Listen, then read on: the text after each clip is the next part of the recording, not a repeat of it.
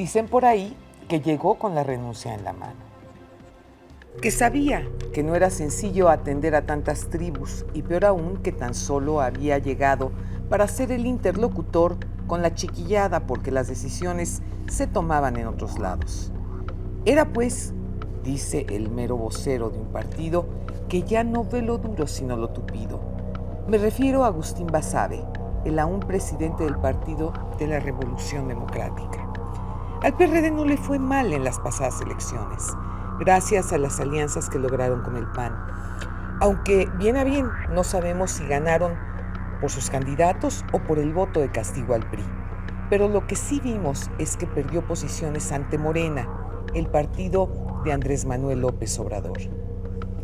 Hoy he invitado a Jesús Ortega para platicar de las razones de la renuncia de Agustín Basabe, saber en qué condiciones deja el partido al que ha calificado como un partido ingobernable y cuál es el futuro que le depara al PRD. Quédese conmigo esta noche. El programa va a estar muy bueno. Esto es Frente a Frente, periodismo con responsabilidad. Comenzamos.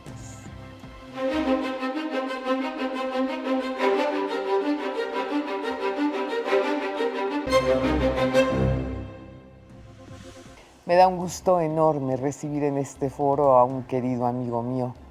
Mi Chucho, ¿cómo estás? ¿Qué tal, Lolita? Muy buenas noches. Me da mucho gusto estar de nueva cuenta en tu programa, charlando, comentando, discutiendo contigo, siempre en el mejor plan y siempre tratando de aportar.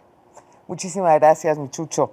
¿Qué pasó? ¿Por qué renunció Agustín Basabe? ¿Qué fue lo que sucedió? Ahora sí que la de Agustín era una renuncia muchos meses antes anunciada. Mira. Porque le había dicho a todo mundo, había ido a entrevistas, a programas noticiosos, a programas de análisis, y él, sin problema mayor, le decía a todo mundo que terminando las elecciones, él renunciaba. Porque yo creo, esa es mi percepción, que él llegó a un acuerdo a quienes inicialmente lo propusieron como presidente del PRD. A Carlos Navarrete, a Guadalupe Acosta Naranjo, a algunos otros compañeros. Y el acuerdo fue ser presidente hasta que pasaran las elecciones de 2016.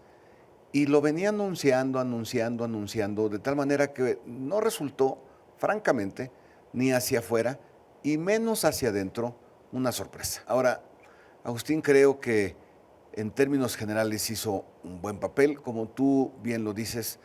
No nos fue en las elecciones tan bien como para prender cohetes, Claro. Pero tampoco nos fue tan mal como algunos predecían y nos auguraban. Nos fue bien. Somos co-ganadores en 3 entidades de la República, una muy importante por el número de habitantes y por el número de electores. Veracruz, ganamos igualmente en Quintana Roo y ganamos en el estado de Durango. Y luego en la Ciudad de México, ¿qué pasó en la Ciudad de México? Que Andrés Manuel decía que nos iba a ganar 3-1, que nos iba a aplastar, que ahí se iba a demostrar quién tenía la fuerza. En realidad, la diferencia respecto a 2015, Lolita, fue tan solo de 70,000 votos.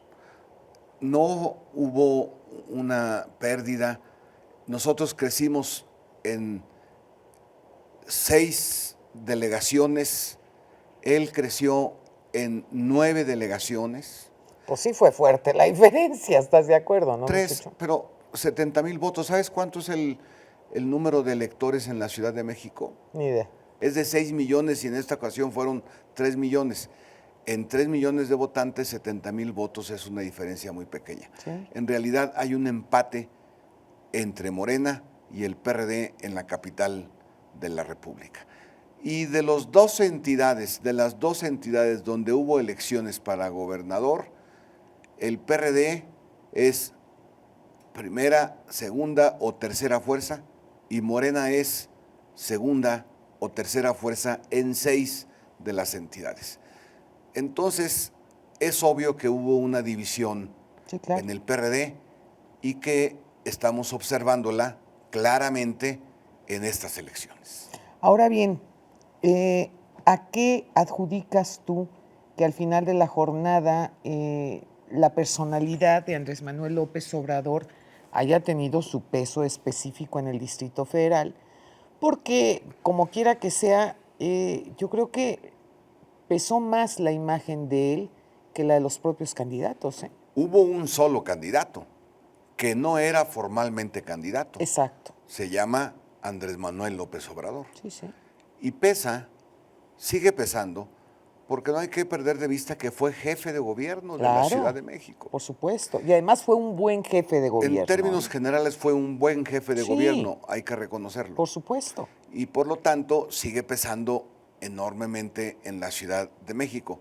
Pero a pesar de haber sido jefe de gobierno, 2 veces candidato a la presidencia de la República, el que esté empatado con nosotros, con el PRD en la Ciudad de México, da cuenta de que sus expectativas eran mucho más grandes que la realidad que enfrentó el pasado 5 de junio. Pero eso le pasa a todos los políticos. Mira, yo tuve la oportunidad de escuchar lo que opinaban algunos candidatos, particularmente del PRI, que llegaban y les decías, bueno, ¿y cómo vas? No, las encuestas dan 3-1 o 4-1, o sea, una cosa así impresionante, Es ¿no? correcto. Y a la hora de la hora, a Es la hora correcto. de la única encuesta que realmente vale, que es el día de la votación, les pusieron una patiza de miedo. Y Lolita, debiéramos de atender que los únicos actores que no han sido sujetos al cuestionamiento crítico porque han fallado una y otra vez han sido las encuestadoras. Bueno, por Dios. Han sido las encuestadoras. Pues son como, digo yo, como los horóscopos de los políticos, ¿no? Sí, y además depende de quién las paga. Ya no son una especie de análisis científico, sino ahora son horóscopos. Ahora son horóscopos las encuestas. Así como algunos adolescentes se levantan en la mañana y ven su horóscopo, así algunos políticos se levantaban en la mañana y veían sus encuestas, las que ellos mismos habían mandado hacer. Y pagar. Las que ellos pagaban. Claro. Y luego las enseñaban. Y entonces el resultado es que las encuestas no son ahora un referente, necesitamos aprenderlo. Sí, claro. Lo que sí es un referente y es resultado de esta elección, Lolita, es las alianzas electorales. Sí, sí. Todas las gobernaturas que se ganaron, ya sea por el PRI o ya sea por la oposición, contaron con una alianza, incluida la de Chihuahua con Javier Corral. Aunque no hubo formalmente una alianza, así es. De facto se construyó una gran alianza entre partidos y ciudadanos que conformó una fuerza. Bueno, ahí andaba Ifigenia Martínez haciéndole publicidad, por ejemplo, ¿no? Yo digo que el 90% de los perredistas, en lugar de votar por el candidato del PRD en Chihuahua, votaron por Javier Corral. Sí, claro, porque además él tiene más esa personalidad perredista, ¿no? Más que panista, diría yo. Es correcto. Y lo mismo sucedió con Cabeza de Vaca en Tamaulipas. Sí. Las alianzas, Lolita, se convirtieron de ahora en adelante en un factor decisorio, definitorio de los resultados electorales. Y me parece que ya era tiempo de que en México apareciera este hecho, como ya sucedía en otros países. Mi Chucho, ¿quién va a llegar ahora a la presidencia del PRD? El día 2 de julio, muy pronto, va a haber una sesión del Consejo de nuestro partido, del Consejo Nacional de nuestro partido. Y como siempre sucede, ahí se van a hacer las propuestas.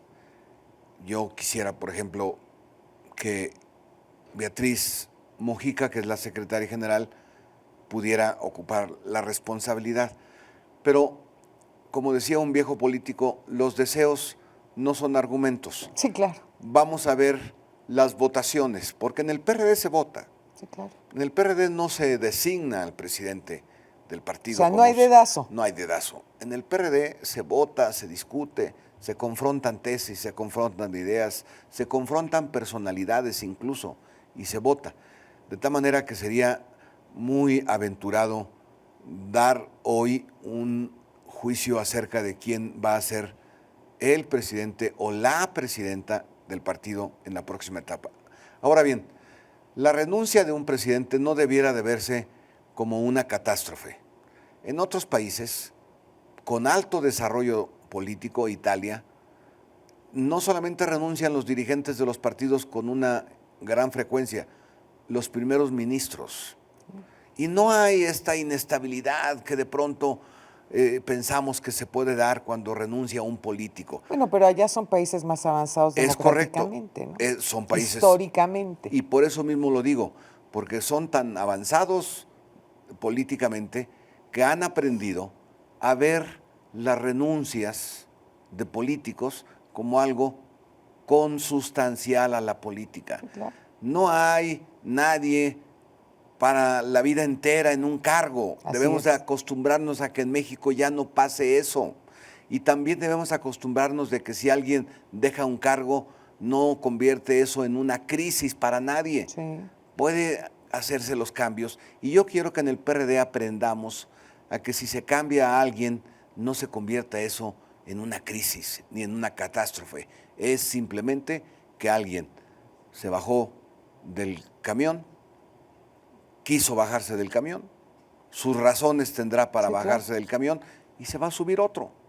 Y vamos a seguir. Por supuesto. Y el PRD va a continuar. Y bueno, el PRD de hecho es el partido que ha tenido pues la mayor cantidad de presidentas mujeres. Es correcto. O sea, Rosario Robles, Amalia García, mi comadre. Amalia García, la secretaria general, ahora Beatriz Mojica. Exactamente, ¿no? Entonces, un cargo importante. Esto es algo que yo lo reconozco y aplaudo, ¿no? Porque generalmente los partidos políticos pues tienen presidentes hombres. Sí. Realmente presidentas mujeres, el PRI ha tenido a Beatriz Paredes. Beatriz Paredes, la única, y el PAN no ha tenido a una presidenta mujer. No ha tenido, ¿no? Y los del Verde Ecologista menos, no, y tampoco. Los del PT menos, porque el presidente tiene, creo que 60 años de presidente, no de edad, sino de presidente. O sea, casi peor que don Fidel. Es correcto. Sí. Bueno, esos cambios entonces deberíamos de verlo como algo necesario en la vida política. ¿Qué tienen que hacer los partidos, mi Chucho, para que les crea la ciudadanía? Porque de veras te lo digo francamente, viendo las cosas desde una perspectiva sumamente objetiva, los ciudadanos ya estamos hasta el gorro. Sí, porque la corrupción se da en de dulce, de chile, de manteca, en todos los partidos, en todas las tendencias, en todas las ideologías. Los pones en un cargo de elección popular importante y es una robadera que es un asco, sin pudor alguno, vamos, y la ciudadanía dice, bueno, ya, bájenle por vida de Dios. Sí. Ya estuvo. Partido o político que no entienda que la ciudadanía fue hoy a votar para castigar los actos de corrupción y para sancionar los actos de impunidad, es un partido que está ciego ante la realidad. Donde los partidos perdieron y gobernaban es porque la gente los sancionó, principalmente por los actos de corrupción que no fueron atacados, atajados y corregidos. Por eso fue tan importante esta elección, porque la gente avisó, sigan por ese camino y vamos a seguir castigándolos. Claro. Y por lo tanto, el PRD, el PRI, el PAN, el Verde, debemos de aprender mucho de esta elección. La ciudadanía aprendió a sancionar con su voto. Y creo que en las elecciones también la gente sancionó a los gobernadores que actuaron con arrogancia y con soberbia y a los funcionarios de todos los partidos políticos que no supieron actuar con humildad. Absolutamente. Y bueno, desde algún lugar de Europa, José Luis Belmar nos tiene una mujer en la historia.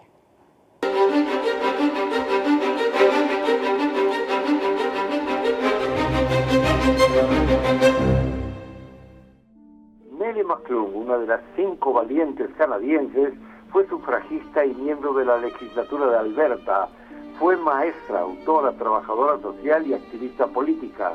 En 1918 fue la única mujer representante ante la Liga de las Naciones, hoy Naciones Unidas.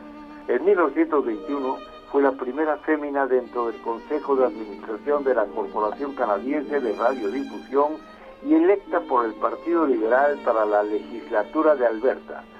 Fue el vocero más popular sobre el tema de igualdad política en Manitoba y jugó un rol muy importante en las discusiones realizadas en 1914 sobre el derecho al voto. Tenía una personalidad arrolladora y un don muy especial para la oratoria. Además, un extraordinario sentido del humor. Su fogoso liderazgo arrastró a otras a la causa del sufragio femenino en Manitoba a inicios del siglo XX. Sus compromisos personales hacia los derechos femeninos se convirtieron en su causa política. Se inició hablando en favor del sufragio femenino. Escribió también novelas de ficción. Su Cosechando Semillas en Dani, publicada en 1908, se convirtió en un bestseller y fue el primero de muchos éxitos literarios. Personalmente, vio el sufrimiento de mujeres y niños ocasionado por negligencia, pobreza y abuso alcohólico. El verdadero espíritu del movimiento sufragista es la simpatía y el interés hacia otras mujeres y el deseo de hacer del mundo un lugar más parecido al hogar para vivir, difundía Nellie. Nellie McClung es un excelente ejemplo de la mujer política y socialmente activa que propugna enérgicamente por los derechos de la mujer durante la última parte del siglo XIX y la primera del siglo XX. Murió en 1951 a la edad de 78 años sin haber abandonado jamás su lucha en favor de sus congéneres. Desde Europa, José Luis del Mar presentó para Frente a Frente a una mujer en la historia, Nellie McClung.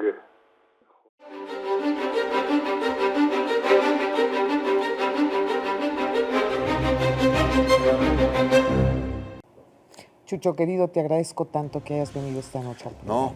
No, con el mayor interés y con el mayor gusto, porque siempre es, aparte de un placer, es la oportunidad de intercambiar opiniones y puntos de vista que estoy seguro sirven al país. Muchísimas gracias. No se pierda nuestro próximo programa, México vive tiempos de cambio, tiempos de dar la cara, tiempos para hablar frente a frente. Muy buenas noches.